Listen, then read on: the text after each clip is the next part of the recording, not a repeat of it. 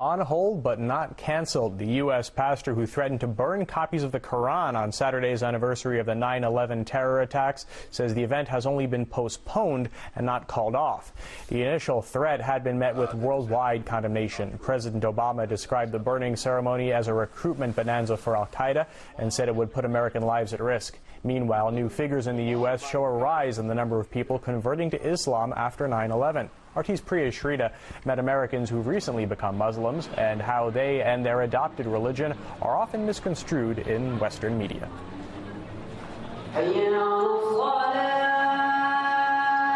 It's the call to prayer, and it's answered by more than 1 billion Muslims all over the world.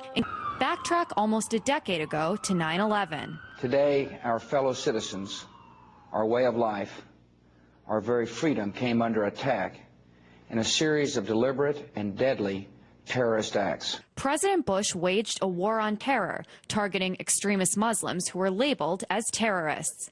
Many Americans, like Caitlin Billings, remember that time in the United States very well. It's a choice that they must think about every day. Around the world since 9/11, Muslims have battled bans of their religious clothing, profiling in airports, and discrimination in their everyday lives. After joining a class to learn more about Islam, Carl Dodge also decided to become a Muslim. One of the big jokes that I've always made is before I actually sat down in the class and opened my Quran, everything I knew about Islam I had learned from CNN.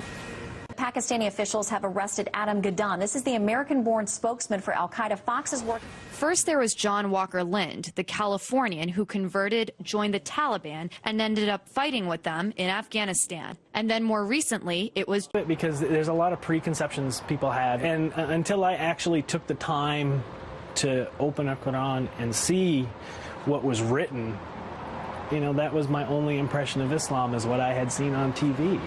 And in the United States, they say a culture of Islamophobia just doesn't make sense. It's a right to practice your religion. That's what this country was founded on. Just had somebody ask me the other day, oh, so are you against America now? And it's like, okay, I'm a U.S. veteran as well. I served in the U.S. Navy.